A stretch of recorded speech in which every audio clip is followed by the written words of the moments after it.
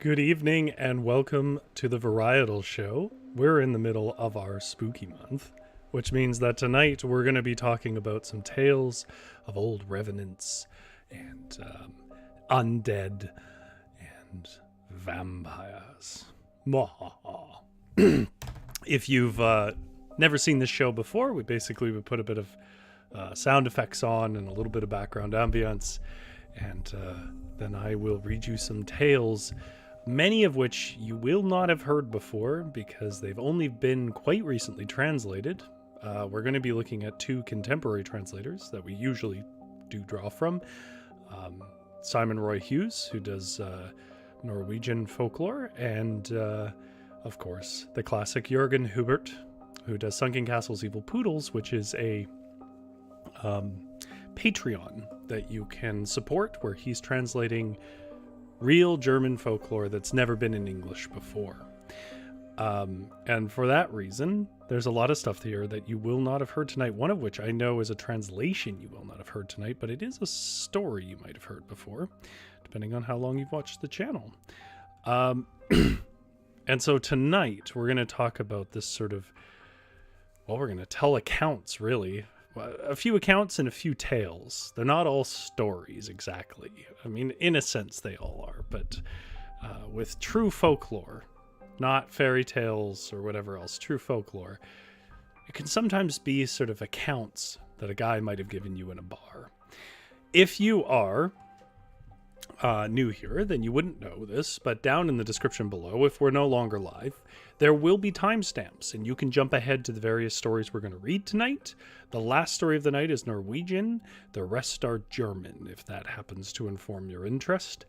If you are here live, though, join us in the live chat. I don't know which way it is on me. Because GS and Genera have joined me there. GS says, good evening. Sounds like a juicy one tonight. I need a better mwahaha. And Genera, it's always good to see you, Genera. Thank you for watching, says hello. Yeah, let's talk just briefly about this. There is a fair bit of storytelling to get through tonight, and of course that is ostensibly why you're here, so not listening to some half-informed man talk about things. Revenants. Revenants are vengeful spirits, I guess, angry spirits in general. It's sort of a catch-all term. In some, it's things that have specific problems with that hold them there. They're sort of like the angry version of just a wailing ghost. They do have some actual effect on the world. Like there are certain belief systems where ghosts are just creepy and they might give you weird ideas, but they can't actually physically affect you. But in these ones, they can. Because they're not really ghosts. The line between zombie and vampire and revenant here is pretty much non-existent. And that is a good enough jump off as any for me to give my standard... I should just script it and say the same thing every time. My standard disclaimer to people who might have just stumbled upon this and are looking for the real history of whatever in folklore, the genuine accounts or something like that. Folklore is assembled by disparate communities over hundreds of years. There isn't consistency. So if you're coming here looking for, like, what's the difference between a vampire with an I and a vampire with a Y, you're in the wrong place. They're all sort of blending. What's the difference between a zombie and a vampire? We'll see accounts here that kind of look like both. We'll see actually some traditions that we see in zombie movies established in these stories as well. So it's not really that kind of lore. Folklore is this sort of amorphous, borderless thing. It doesn't do true taxonomy. They aren't super consistent. There's just sort of trends that occur between them. And when we get down to the Draug from the Norwegian sources, it's going to look very different again. They're not really like vampires at all. The accounts of vampires that you're thinking of largely come from single authors, and so on. But It's more in Eastern European sort of traditions, and we're not really going to be looking at those tonight, because those are well covered by other folks. So, final thing. As per usual, the stream is not explicitly made for kids. I do understand that when people see folklore, they think kiddie fairy tales, and sometimes it's like that. But it's not consistent enough, and especially not during Halloween. These are stories of dead and murderous. There is a point at which, unfortunately, a dog meets a terrible end in this. This is not necessarily, especially not for young kids, but maybe, viewer decide. I will try to give you a heads up when stories of questionable content come up, but they're all about death. So you make that call for yourself now. Okay, that is enough, I think, of me talking. It is utterly pouring out here. I don't know what the weather's like where you are. I'm going to take the music's volume down just a touch. I'm going to take the fireplace's volume down just a touch. And then we are going to get to some accounts of German vampires. In a sense.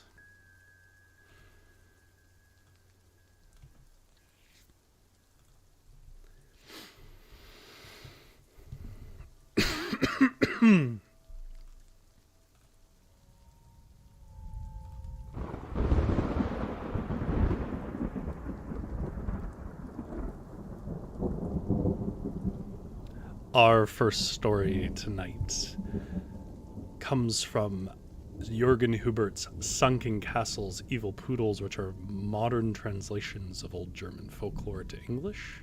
You can support in a pinned comment down below at his Patreon. The story is called The Nineslayer. And it's more of an account than a story. We're going to go through a few brief ones like this till we get to some more meaty stories.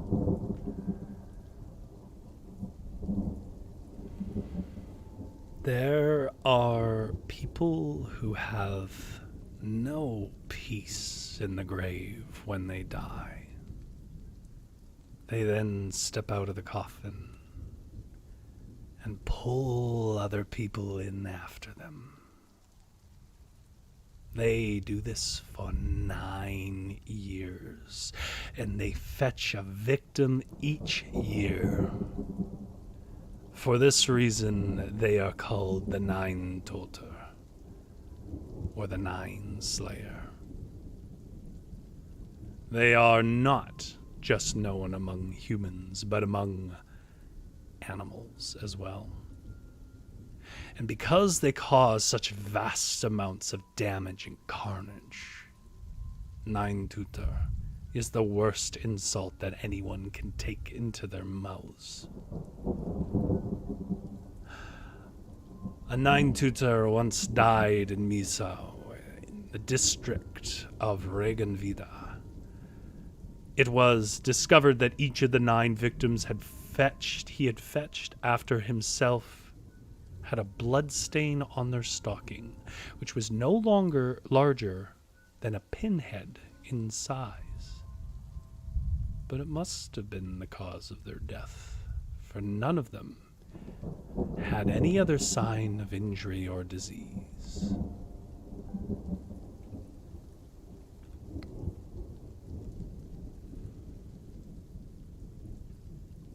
Now that shares some connections with our next tale, which is called the Unhîr, or the Unhuer. And it also comes to us from Jürgen Hubert's collection, Sunken Castles, Evil Poodles. If a child is born with a membrane over their head, thin, that covers it top to chin, called a caul, it is said that that child is an Unhîr, or an Unhuer. If such an Unhîr dies, they first fetch everyone they are related to. Then they will go to the church bell and strike it. And then all people will die as far as the sound can be heard. Can you hear it?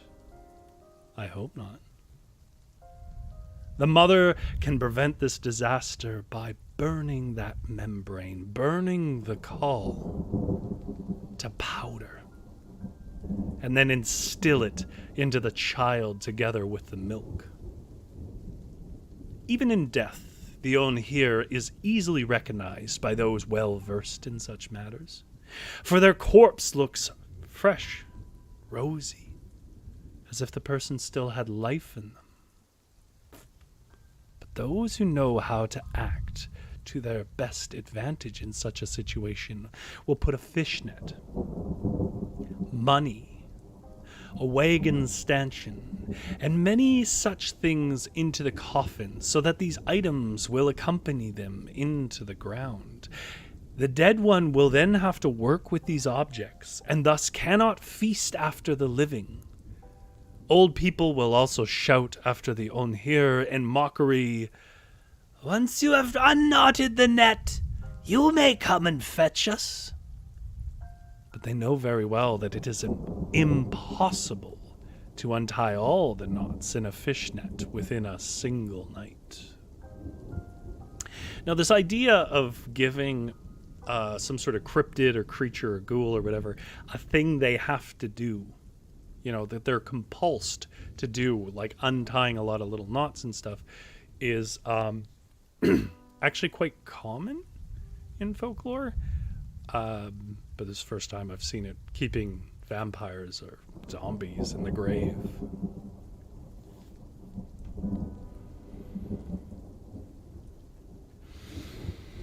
And also, I won't steal the literal words of his commentary, but Jürgen mentions, in case you were a person born with a caul, the membrane on your head, and you're feeling bad about yourself, don't. In some folklore, a caul is a sign that you will be quite good and noble and holy.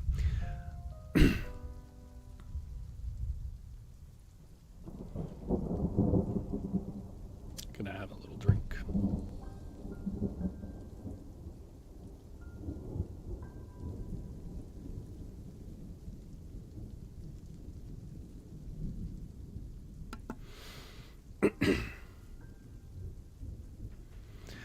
Our next story also comes from Jürgen Hubert's collection, and it is called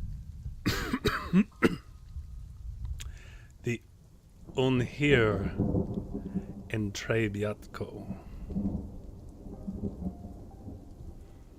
About a human lifespan ago. And the older locals can still remember this incident clearly. A man was buried in Trzebiatkow. And it took not long until one person among the relatives after another of the deceased died. Then the locals realized who they were dealing with. A few stout-hearted men went to the graveyard and dug up the grave of the man they knew to be an Unhîr. When the Unhîr sat in the coffin, it chewed on its chest and its hands in compulsion. The people now sought to turn the corpse over so that the Unhîr would eat into the ground instead of stalking humans, but the dead one resisted this with all its might. And so a strong man named Vit took a sharp peat spade and decapitated him with one thrust.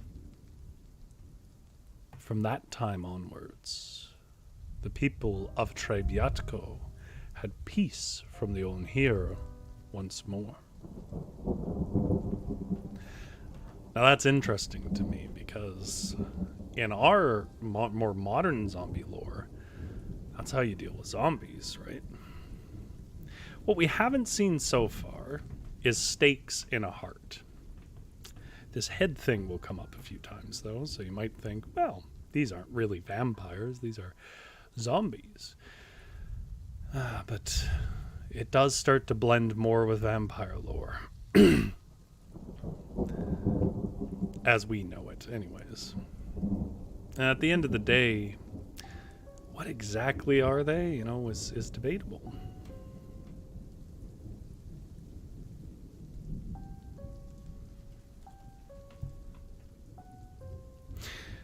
Now, what a great name for a creature this is.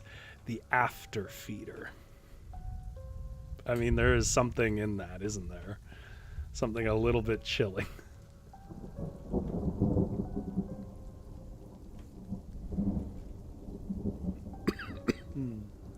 Dry mouth today.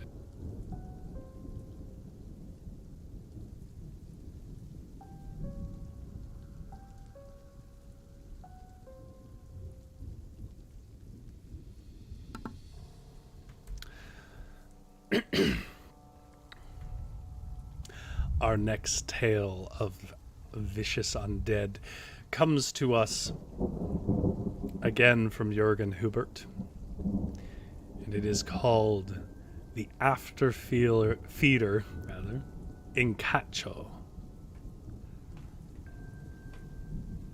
A man died in the village of Katschow in the district of Lauenburg, who had allegedly been greedy for all his life. And when the corpse was supposed to be put into the coffin, it was noticed that the dead one had soiled his resting place.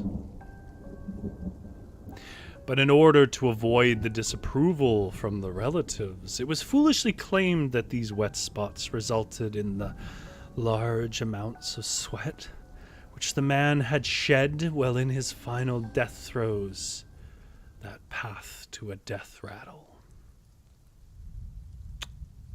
Then the coffin was carried to the churchyard and lowered into the blessed soil there. A few weeks passed, peaceful but touched by mourning, when something befell the oldest son. He died shortly after.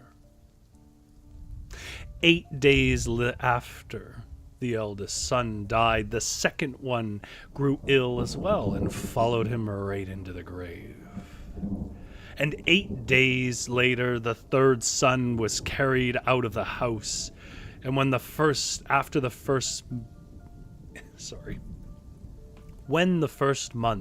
after the death of the first brother had barely passed, the youngest and final son of that greedy man passed from this world, ill again.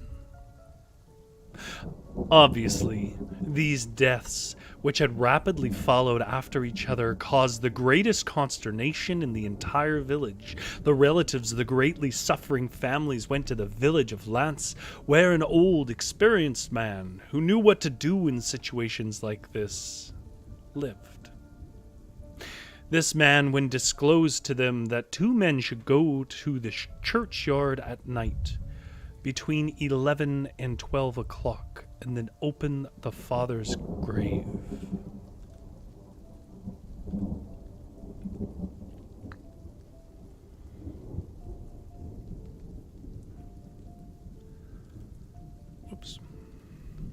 Between 11 and 12 o'clock. When they would open the lid of the coffin, he said they would find that dead old man upright, sitting. He would offer them his hand and indicate that he would like to talk to them a little more.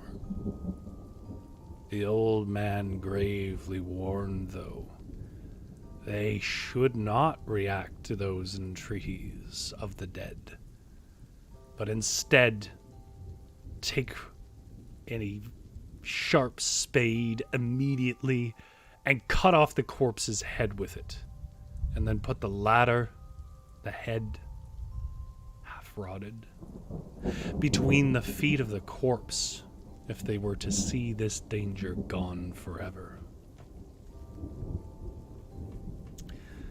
But if they did not do so, the dead one would continue his ghastful work, and between 11 and 12 o'clock of every night suck at the life marrow of his relatives until he had put them all beneath the ground.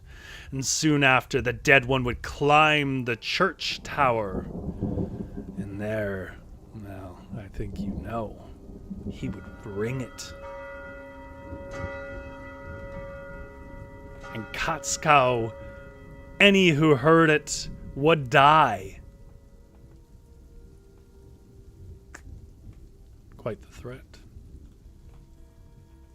But the malicious undead have such an unquenchable hunger for death. While the fear of the relatives now reached even greater heights due to these revelations, and offered a lot of money so that 2 men could be found who would do this horrible task with the spade at night. Finally, 2 brothers were found to agree to this, and they went to the churchyard and dug up the corpse between 11 and 12 o'clock. They found everything just as the wise men had said before, and when the dead one reached and stretched his trembling hand out before them, one of them grabbed the spade and cut off, get his name here, the Nineslayer, or after-feeder's head in one go. Afterwards, they put the head between his legs and filled up the pit again. And they say that dead one was unable to pull anyone down with him after that.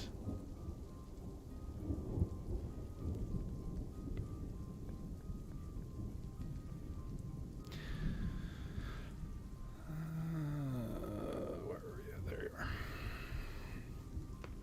Okay. Now the next one's on the grim side. Unfortunately, the title tells you what's coming. There's no twist to it. And normally I'd kind of leave these things out because nobody wants animal violence, but there is something so chilling about this one, I couldn't bring myself to leave it out.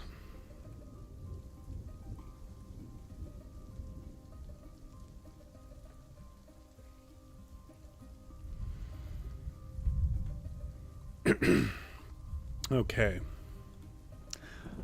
Our next story is called The Corpse Tears a Dog Apart, and it is not a lie of a title, so content warning. Comes to us also from Jürgen Hubert's translations. An innkeeper's wife had died. The corpse was still laid out in the chamber, as they did in those days, because sometimes they made mistakes, buried the living, so you had to leave them out to see that they were really dead. Now, as the corpse lay out on the table, an old acquaintance, a tradesman, arrived at the inn, and he wanted a room to stay for the night. "Oh, the rooms are occupied," replied the innkeeper to him. "And you'll hardly want to spend the night in the room where the corpse is lying." "Oh, don't worry," replied the tradesman. "I've gotten along well with your wife all my life. Just prepare that room for me." And that was the end of the discussion. Who was he to say no? Now, when it had become night, and the tradesman was lying in bed, he saw how the corpse moved. First it took 1 foot from the deathbed, and then the other, His hairs stood on end when he witnessed the scene. He fled from the room and threw the door shut behind him.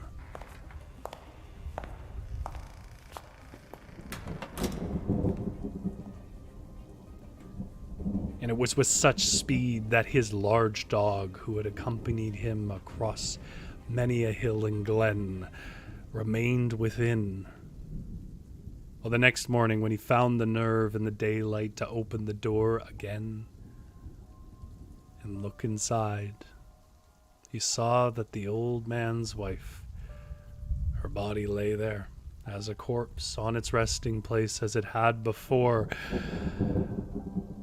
but with a completely scratched up and deeply wounded face.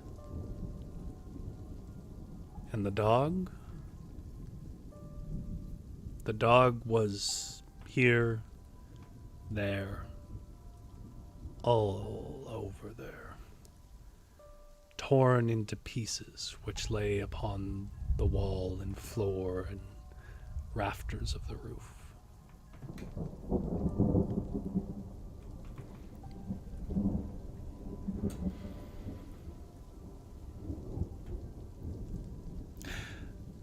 Now we're going to get to something that reads a little bit differently. It's a series of sort of facts and collected accounts, I guess, of a thing called a vampire around a certain area of Germany. And, well, I suppose I won't delay it too much, because we do still have some to get through.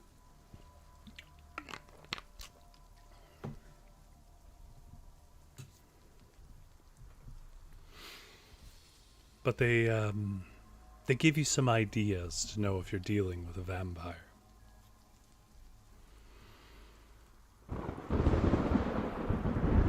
Our next story is called The Vampire, and it also comes from Jürgen Hubert.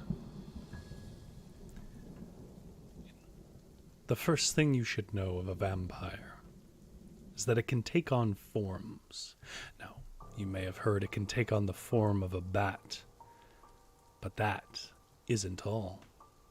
They can take the form of cats, frogs, toads, little flies, and spiders.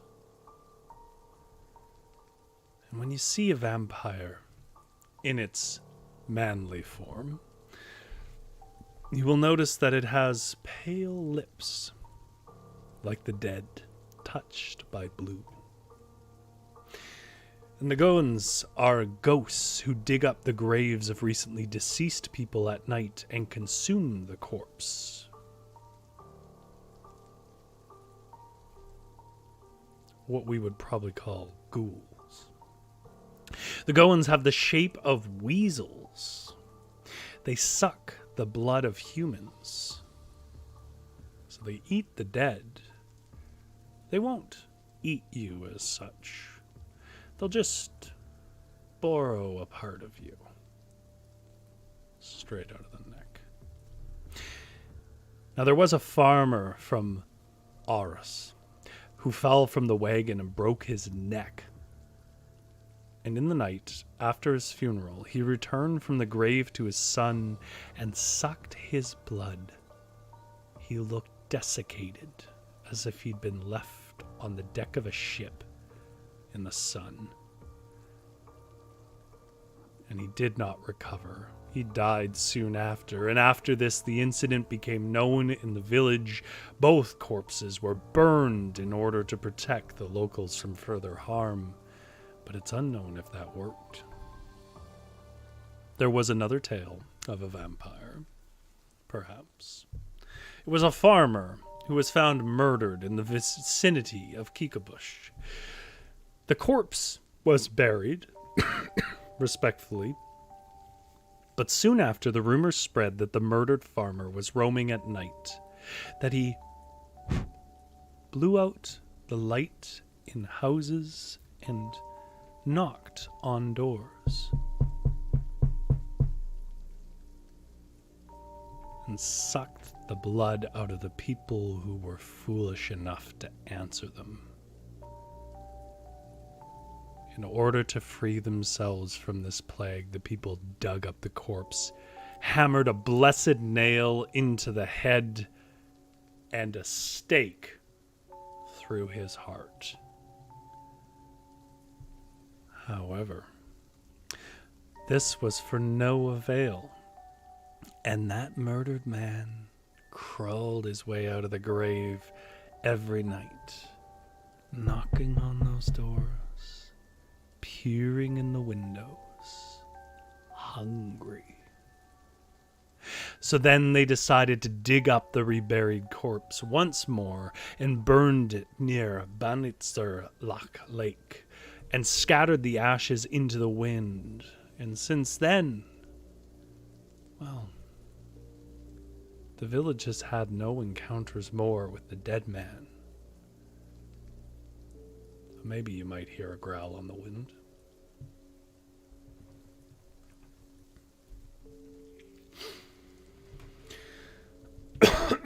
Pardon me.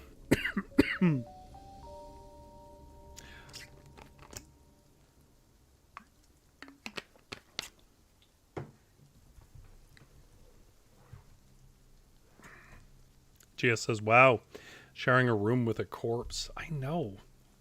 Oh, I knew her in life. It's fine. I don't know if that's relevant.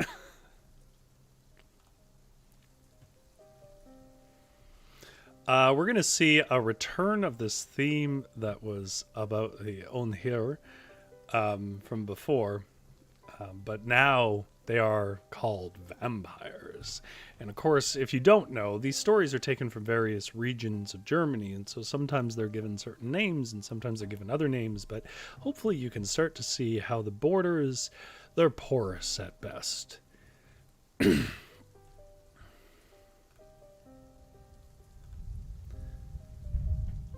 Our next story is called The Vampyrs in Kashubia. And it also comes from Jürgen Hubert's collection. Even only a short time ago, it occurred in Kashubia that occasionally children were born with a very delicate cover on their head, like a thin little cap, called a caul. These children, unfortunately, become very dangerous people when they die.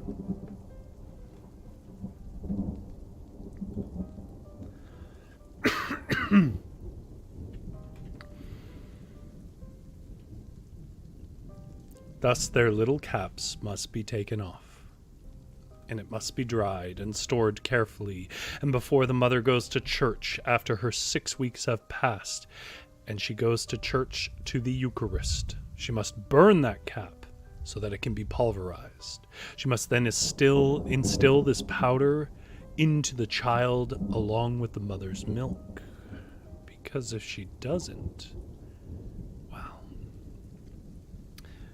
such a person who is being born with a cap, should they die before they have eaten the cap themselves in this manner, the most terrible disaster will result. They will rise up out of the grave. And first, their compulsion will be to consume all the meat on their own fingers and hands and feet.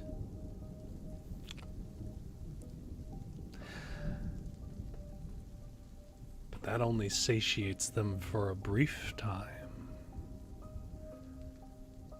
So they will then move and eat their own funeral gown, which would have been given into the coffin. And once they're out of that, well, then the horrors truly begin, for they emerge from the grave and consume the living. And they consume their closest, not by geography, but by kin. For they look for their closest kin to kill them. Then the more distant ones, and the ones after that, and once they no longer have any relatives, once they have consumed their bloodline, well, they will go to the church bells in their village, and they will ring them at night. And now everyone will die as far as the sound of the bells can be heard, young and old, tall and short. And against this wretchedness, there is only one solution. The dead one needs to be dug up, and their head needs to be cut off with a graveyard spade. Then their gluttony is stopped. Now, what's interesting here is you're going to go, well, that's another version of the same story, Rory. We've heard sort of accounts of this in 3 different ways, but from 3 different regions, I should say. And each of them has their own little flavor on it, but they all have this same thing, that when you hear church bells in the night, everyone who can hear it will die. Which is interesting. I guess maybe it's unusual to hear church bells at night. I never really thought about it, but maybe they didn't ring church bells all night. And if they didn't, what a wonderful prank it would have been to go and ring those bells at 1 a.m. So simple, but this lore would make it very effective. Okay. Which means it is time for us to look at our final story and our longest story of the night. Which means we need to go to the seaside.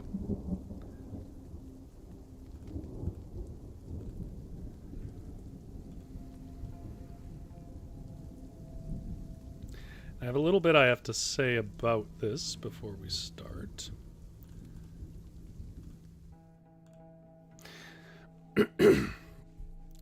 Generis' solution, ban church bells. Yes, of course. It is strange to me to make something menacing of church bells, because church bells are really quite pleasant.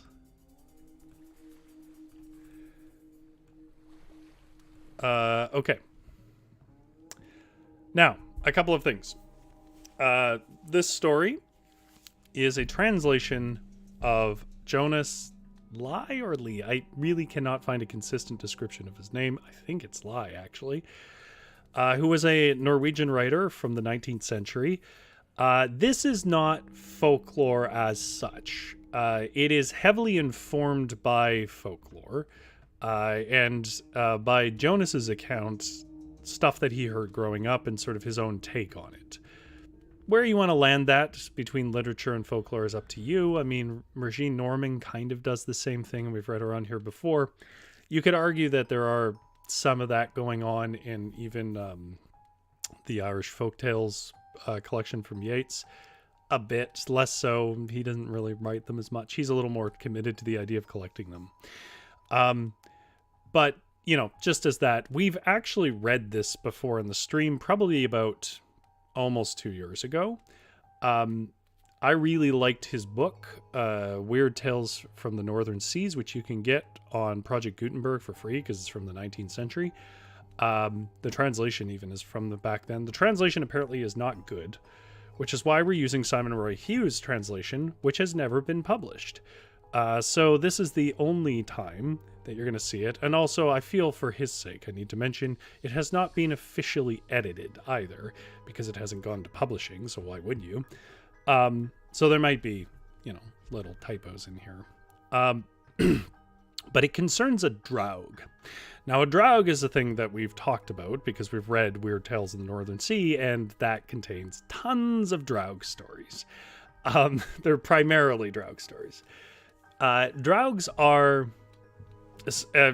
fairly indistinguishable, but not quite the same as Draugr, which are Icelandic. And they are to be a straightforward sea zombies, I guess. But that's not really a good description of them. That just kind of is a good foothold to start with. They really are the quintessential Norwegian folklore monster. They are sort of zombies, sort of revenants, which is why I'm dropping it into this stream. And they have, frankly, contradictory origins, depending on the story you read. But I think the most common version that I encountered personally of where they come from or what they are is they are the drowned dead from boats. Now, exactly why the drowned dead become malicious spirits is debatable, but I will say one thing that seems to be fairly common in folklore in general, not just in Norwegian, though definitely there as well, but German and Irish and so on, is the drowned dead are particularly damned because they can't be given proper burial rites, because you don't get them bodily back. And so the way that, maybe that informs this, but the way that Draug work is that they are these undead. In Jonas Lie's accounts, they ride on half a ship, so broken down the center, they ride on the hull, through usually fog and storm, and they are resentful of the living for living. And so what they try to do is break and drown boats. They try to drown the living. They just try to drown the living if they can, so that the living can join them in their miserable existence as rotted dead things. That said, the Draug also aren't very consistent in how they're portrayed. Sometimes they're sort of mindless, beastly things that cackle and cry in the fog. But actually, quite often they are pretty intelligent. They connive like a spirit. They're almost fae-like in that they sort of create riddles or situations that are have a loophole that damns a person to a terrible existence or whatever else. The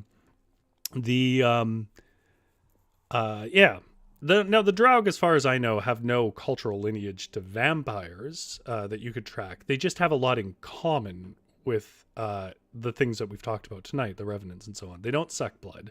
They try to drown people. And that's largely what we're going to see in this story, which is, as Simon Roy Hughes says, the only story that I've ever read that kept me up at night. Now, it didn't keep me up at night. However, it is a harrowing and sad story. It is primarily horror, but it's also grim. So heads up on that. The only story, by the way, that's sort of, I don't know if it kept me up at night, but stuck with me, is the one I read last year, which is Sheridan Le Fan's The Boy Who Went with the Fairies. I don't know, something about the imagery in that one was very unsettling. Okay.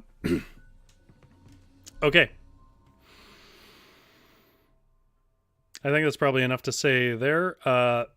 We are reading a better translation of a story I've read before, because it is a very good story. It is very creepy and it is very dark. So this story is called Elias and the Draug. It is not really folklore. It's sort of folklore-inspired literature by JonasLie, a 19th century writer.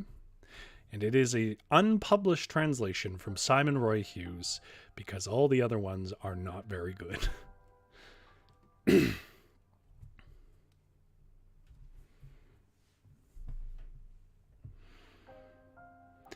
At Kvalholmen, down in Hilgillen, there lived a poor fisherman whose name was Elias, and his wife Karen, who'd been in service with the parson in Ulstedhaug.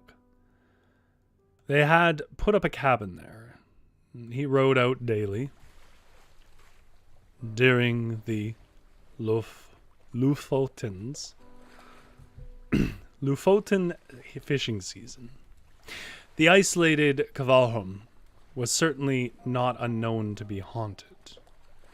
When her husband was away and his wife heard all manner of uncanny noises and screams, which couldn't have anything good come from.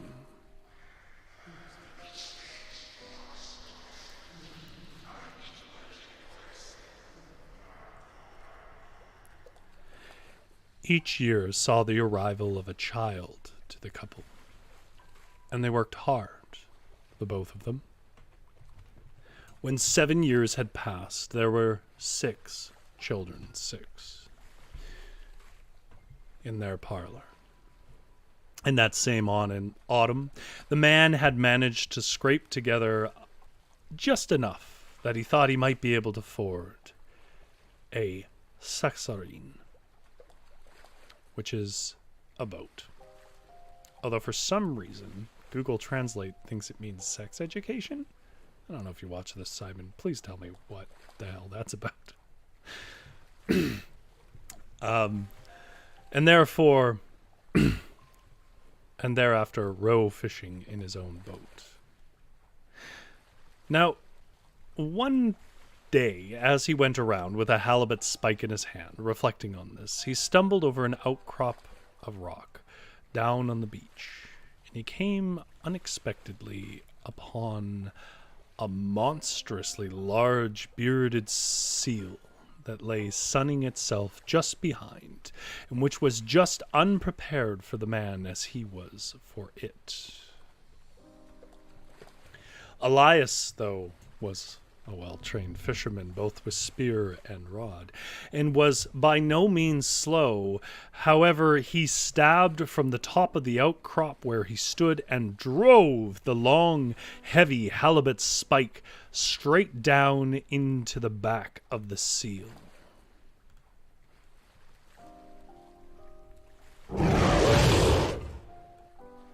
And it cried out.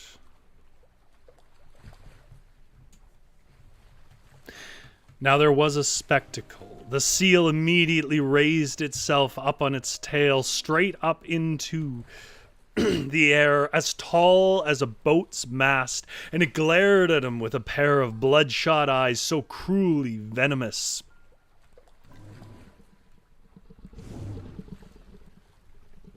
Cruelly and venomously, as it bared its teeth in a grin, that Elias began to lose his mind in the terror. Then all at once it swept into the sea, and the foam of the sea was full of its blood.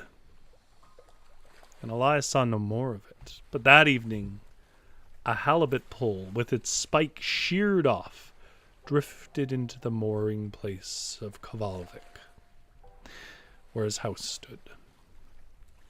Elias thought no more about it. The same autumn he bought his saxorine, for which he had erected a small boathouse during the summer. And one night, as he lay thinking of his new saxorine, he considered that to best preserve the boat, he should perhaps add an extra strut beneath it on each side for support. He was unreasonably fond of the boat that he thought nothing of getting up and taking a lantern to go and see it in the dead of night. And as he now stood and lit up, he caught a glimpse of a face. It was over in the corner by the nets, and it looked exactly like the seal's. And it wailed angrily at him.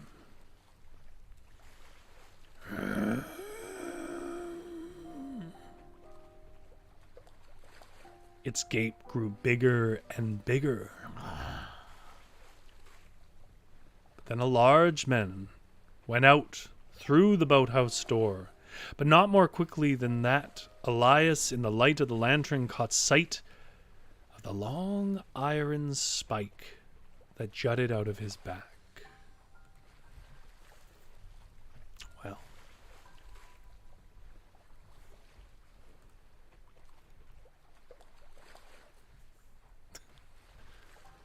this is why I don't like PDFs.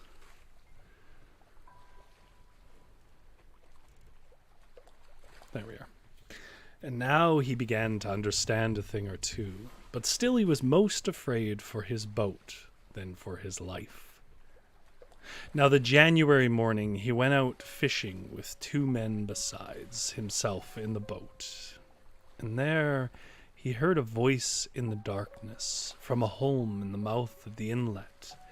It laughed in derision and said, "When you have a fembering, then watch yourself, Elias." A fembering is a larger boat. It was, however, many, many years before Elias could afford a thing like a fembering. And his eldest son, Burnt, was then 17 years old. And so the autumn this took place, Elias sailed with his family in the boat Tirana. to trade in the sexarine against the price of a fembering. And at home, there was only a recently confirmed Finn girl whom they had taken in a few years before. Now this was the boat. A fembering with a half-fifth room that he had in his sights, in which the best boat builder in Rana had made ready and tarred that autumn. They tarred them to keep them from rotting, if you didn't know. He traded his boat against it and paid the difference in cash. Now Elias thought now to sail home, but first he went to the merchants and brought his household's Christmas fare, among which was a small cask of brandy. Happy as he was for the trading, he and his wife took a dram against their thirst, and Burnt, their son, was also allowed a taste, for he was 17. With that, they sailed in their new boat homeward. Now there was no ballast in the boat other than Elias himself, his wife, and children, and their Christmas fare. His son, Burnt, sat in the bows. His wife, helped by the next eldest son, held on to the sheets, and Elias himself sat at the helm, whilst the two younger brothers of 12 and 14 years took turns with the bailer. Now they had more than 40 nautical miles to sail, and when they came off shore, they understood that they would see the boat, what the boat was worth, even on its maiden voyage. A storm was blowing up.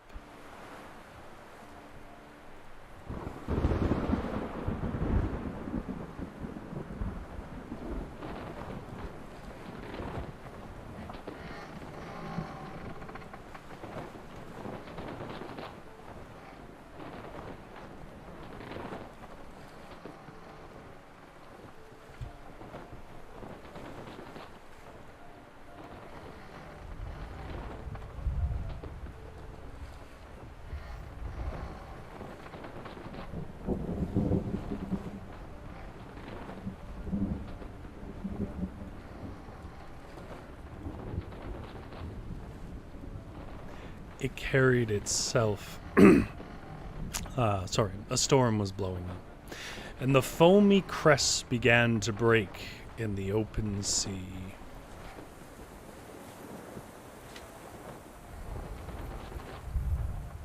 Now, Elias could see what manner of boat he had. It carried itself like a seabird between the waves, without so much as a splash into the boat, and he judged, therefore, that he would not have to reef it as much as any other normal fembering would need in this weather.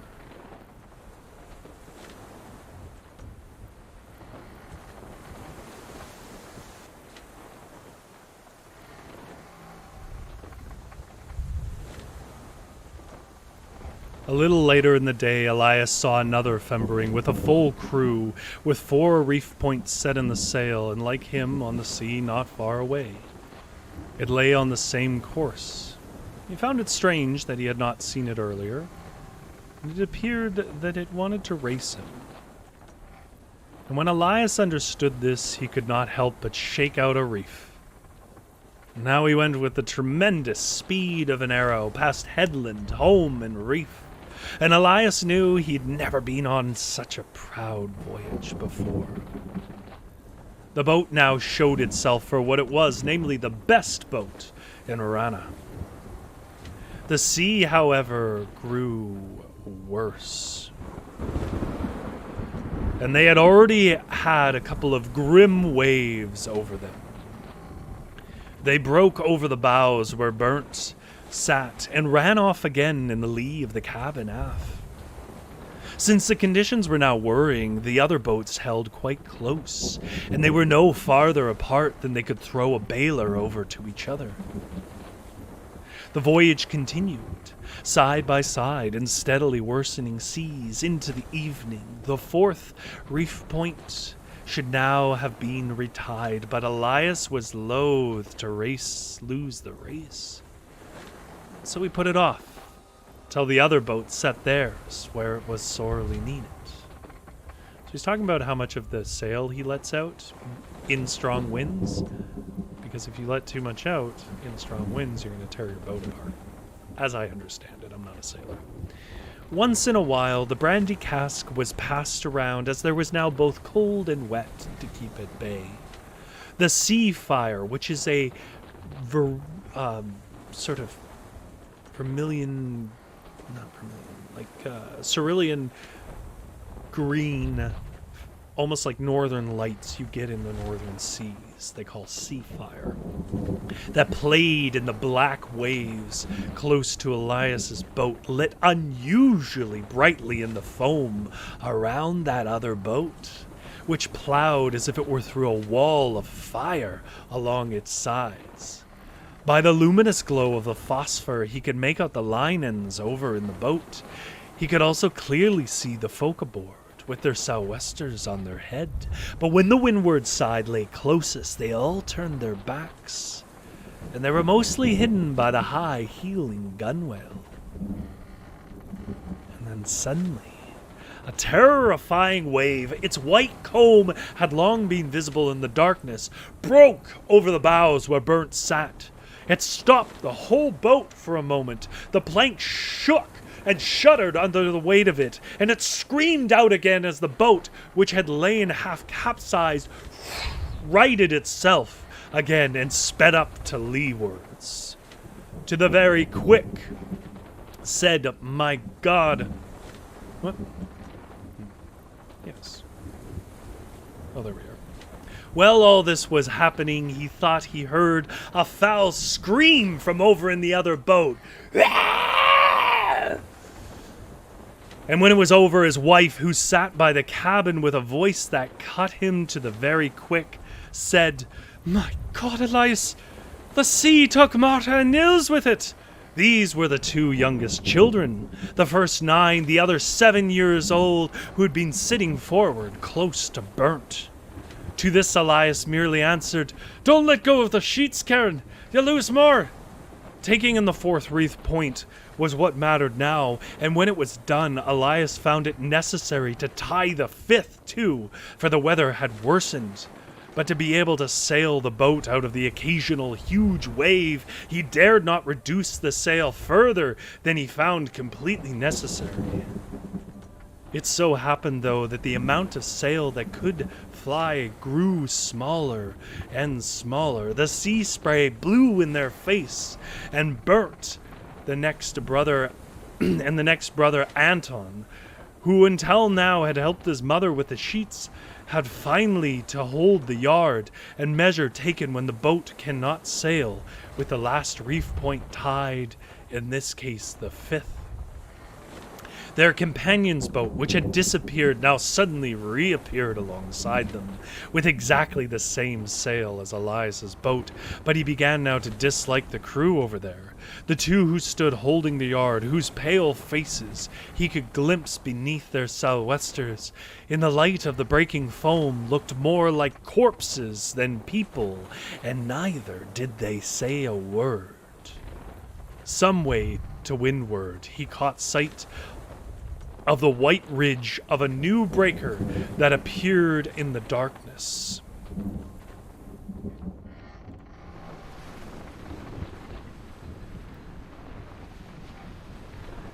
He prepared himself to receive it. He steered the boat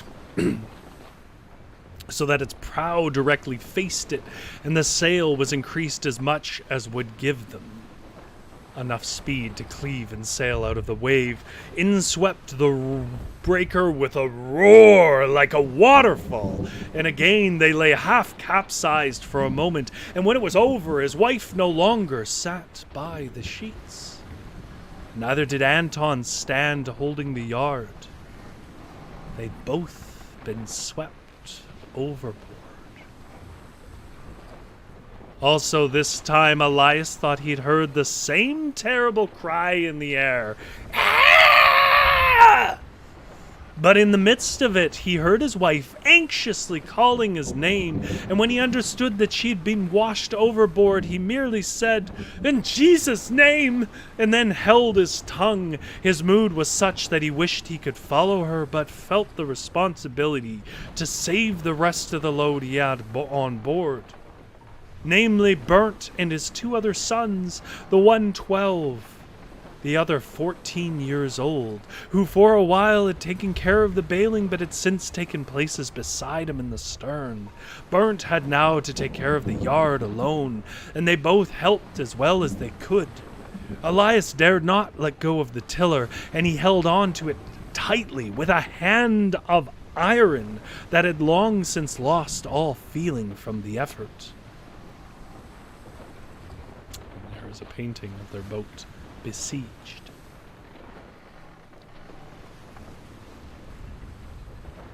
Well, afterwards, the accompanying boat appeared again. It had disappeared again for a while, and now he saw more of the huge man who sat aft, in the same place as himself.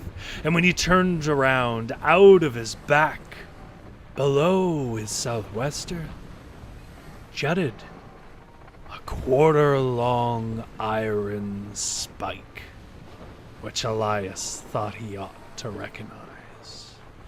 And now there were two things that in the quietness of his mind had clear. The first thing was that it was none other than the Draug himself who had steered his half-boat there, close alongside him, and had led him to his destruction. The second was that things were arranged so that this was the night he was sailing on his last voyage. For he who sees the Draug at sea is a lost man. He mentioned nothing to the others, for he would not take their courage from them, but in quietness he commended his soul to the Lord. During the previous few hours he had to come off course in deference to the unyielding storm and its high gales. Now that there was snow thick in the air, he understood that it would be daylight before he could sight land to discover where he was. The voyage, however, continued as before. Once in a while, the boys in the stern complained that they were cold, but there was in reality nothing that could be done about it. And besides, Elias sat with completely different thoughts. He had such a terrible thirst for revenge, and what he would do, had he not had the other three children's lives to defend, was, with a sudden turn, to try to ram the cursed boat of the Draug, which even now taunted him by sailing alongside, and whose evil purpose he knew all too well. If the halibut spike had injured the Draug before, then a knife or a pole could do the same. He felt that he would happily give his life to be able to ram the one that so unmercifully had taken from him the dearest things he had in the world, and would have even more. And when it was 4 o'clock at night, the sailors saw again through the darkness breaking foam of such height that Elias thought it was, at first, that the waves were breaking against some land close by. However, he soon recognized it for what it was, a monstrous wave. Then he clearly heard a laugh from the other boat, and it said, "Ha ha ha ha! Now your fembering will overturn, Elias." This one who foresaw the disaster said aloud now, "In Jesus' name!" and told his sons to hold fast with all their strength to the withy bands by the caves, and when the boat went under, not let go before it had come up again. And he let the elder one go forward to Burnt, and he held the youngest close to himself, and he stroked his cheek, while he secretly ensured that he held on tightly. The boat was literally buried beneath that foaming crest, then lifted bow first, before going under.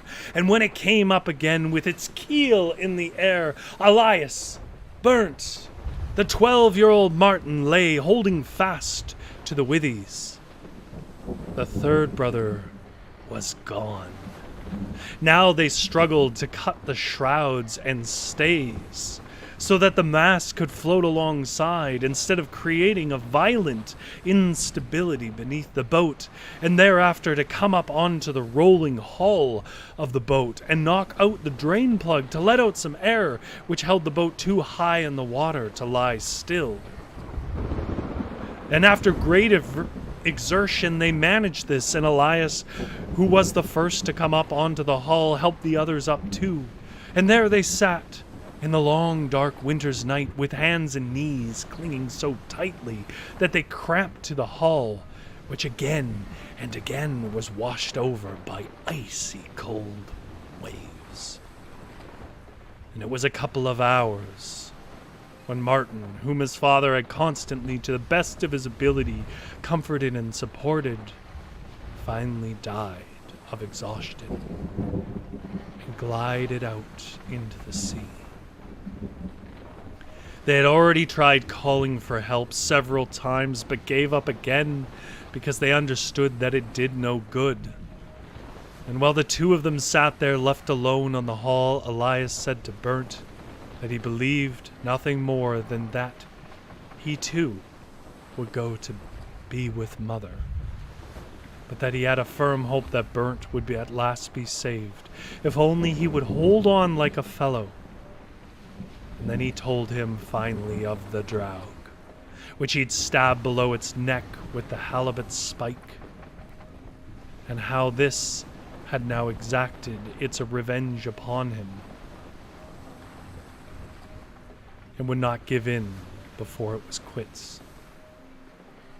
This time was towards 9 in the morning when it began to lighten before day.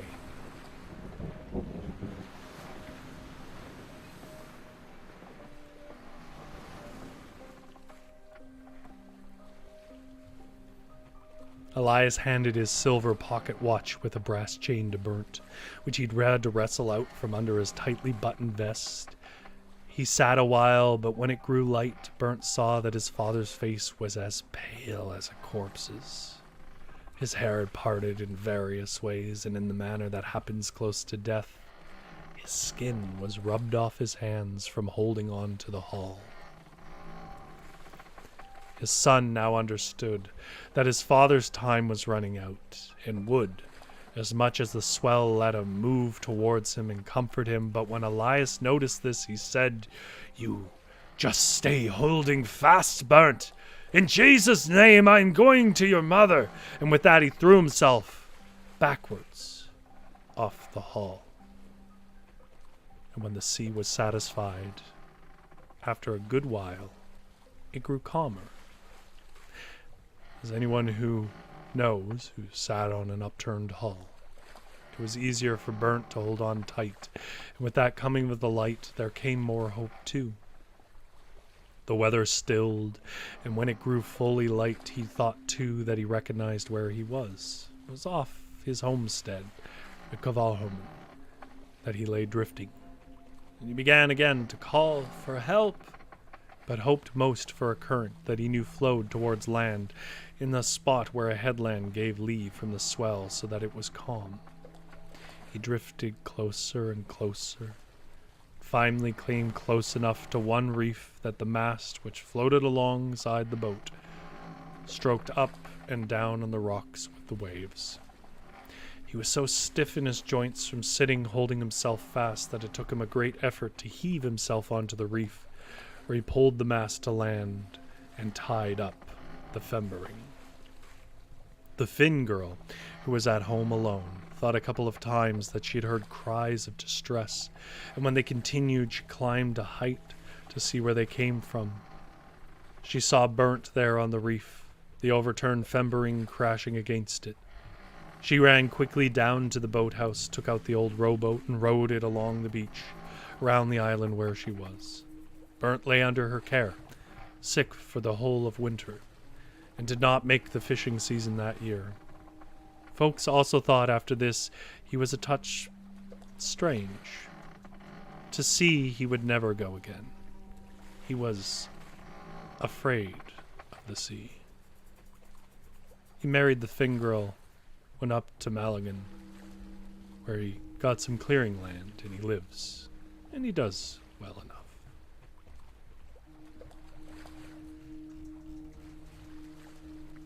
And now we'll find out if YouTube's algorithm will do what it does the last time I had a sea storm, which is it compressed all the audio into a buzzing mess.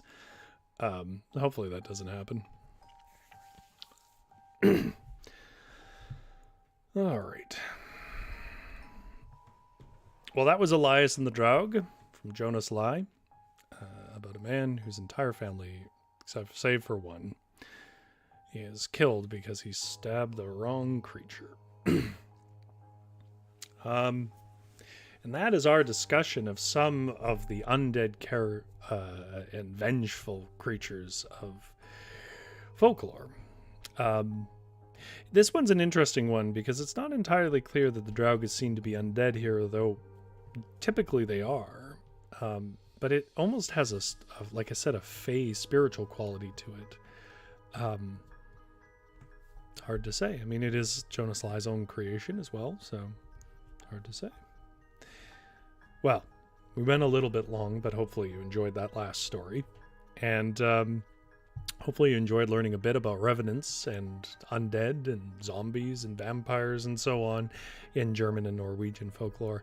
There is a ton of folklore out there with a lot of varieties. If you are interested in those. And as GS put here, makes me wonder why we got so stuck on the 19th century Transylvanian vampire when these very scary camp vampire tales existed. Yeah, there are some pretty scary ones out there, and it's just a matter of like what makes an impression, right? I guess, somebody writes a book and it makes an impression, and therefore that becomes sort of somewhat definitive for a while. One of the mixed bags of the printing press is that you get these authoritative accounts and then they suffocate out every other version that used to exist. GS says, a very rich evening of tales, Rory. Thank you. Very creepy. Thank you, GS. And thank you, Genera, for listening tonight. I won't babble on too much. Other than to say, if you enjoy this kind of thing, if that's, what you're into, do consider giving the video a like, and do consider subscribing for more tales. I'm considering actually making just a Halloween playlist of all the Halloween stuff I've read, so that people can just listen to that if they want to. But I have not done that yet. So for now, there is a whole playlist of all the Fireside Fairytales on the channel. And if you go back to the October of last year, there's 4 more episodes you can listen to, including the most popular video I've ever made, which is not folklore exactly, but it was reading some tales from the guy that inspired Lovecraft. It's called Lovecraft Before Lovecraft. Genera says, absolutely tragic. Yeah, that's the thing about these Nordic tales. They're not explicitly scary, but they are often tragic. Thank you for the great stories. Well, thank you, Genera, for being a great audience. GS says, I like the playlist idea. Well, maybe I'll have to do it, or maybe I'll forget about it. Anyways, just remember that the vampires of some regions, that one region, they crawl out of the grave and they come and they knock on the doors. When you hear that knock in the middle of the night on your door or on your windows, don't answer or they'll suck all your blood.